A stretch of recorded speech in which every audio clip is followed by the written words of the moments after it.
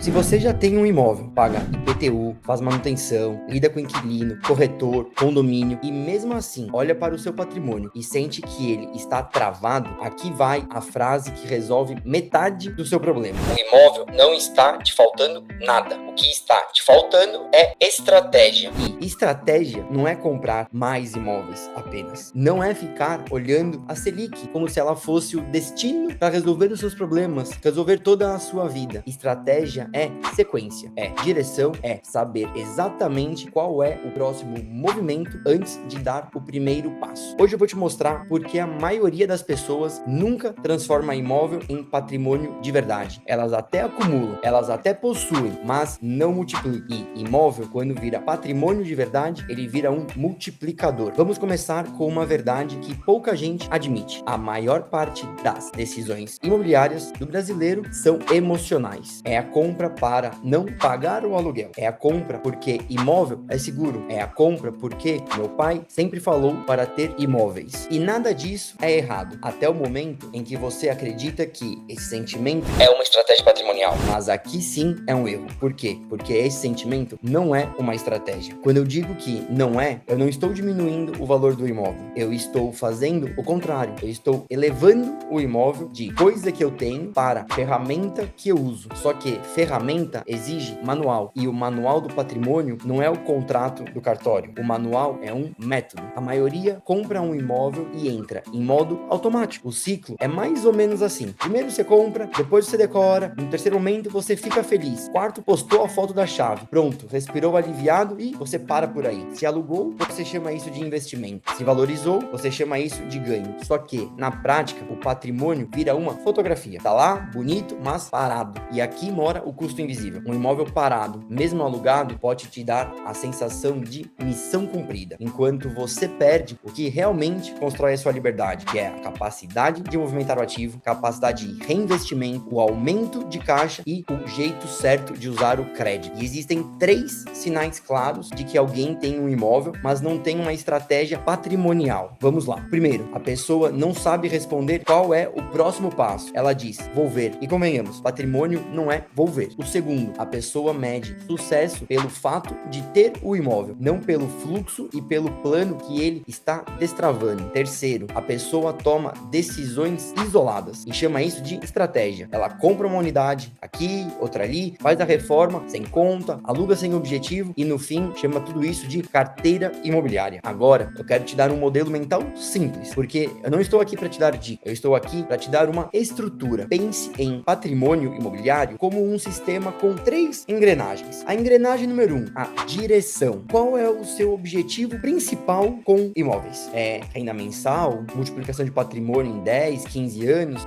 proteção familiar? Por quê? Se você não define o objetivo, você não define a estratégia. E se você não define a estratégia, você vai buscar a solução pronta. E a solução pronta sempre foi o caminho do varejo. Segunda engrenagem, caixa. O que te dá liberdade não é o imóvel em si, é a capacidade de gerar excedente. Excedente de renda, de valorização capturada, de ganhos na negociação, de eficiência tributária. Sem excedente, você não reinveste. Sem reinvestimento, você não multiplica. Terceira engrenagem, a alavanca. Aqui está a parte que separa quem acumula de quem apenas está construindo. Imóvel pode ser uma alavanca. Pode ser alavanca via crédito, refinanciamento, troca de portfólio, melhoria de perfil de ativo, enfim, de dar o giro na sua carteira. Mas a alavanca exige controle. A alavanca sem metodologia e controle vira um alto risco. E quando essas 3 engrenagens estão alinhadas, você para de ter imóveis e passa a operar imóveis. E eu vou te dar um exemplo mental rápido. 2 pessoas compram o mesmo imóvel, mesma metragem, mesma região, mesmo preço. Uma pessoa compra para morar e não pensa mais no imóvel. A outra pessoa compra um plano de 3 movimentos. Compra com desconto, reposiciona o imóvel para aumentar a renda ou o valor e define o gatilho de saída para o próximo passo. Esse gatilho pode ser vender ou até refinanciar. A primeira pessoa tem um imóvel, a segunda tem um sistema patrimonial. E é por isso que eu bato tanto na ideia de sequência, porque patrimônio não cresce em linha reta, ele cresce em degraus e cada degrau precisa de um gatilho. O erro da maioria é tentar crescer sem esse gatilho. Agora, vamos para o que você vai fazer amanhã. Eu quero que você pegue o seu imóvel mais relevante. Pode ser o que você tem quitado, ou o que você tem maior valor, ou aquele que te dá mais trabalho até. E faça 4 perguntas objetivas. A primeira pergunta: esse imóvel hoje tem uma função clara? Tem uma função de renda, uma função de moradia, função de proteção? Se a função é não sei, você já encontrou a origem do que está te travando. Segunda pergunta: esse imóvel gera excedente? Excedente é o que sobra depois de tudo. Taxa de impostos, vacância, manutenção, seguro, condomínio, enfim. Se não sobra nada, não existe multiplicação. Existe apenas preservação. Pergunta 3. O que eu faria com esse ativo se eu quisesse acelerar o meu patrimônio nos próximos 24 meses? E aqui eu não quero fantasia, eu quero uma hipótese concreta. Vender e comprar 2 menores, talvez? Refinanciar e entrar em outras estratégias? Ou reposicionar o mesmo ativo para aumentar a renda? Não sei. Pergunta 4. Qual é o próximo passo e qual é a data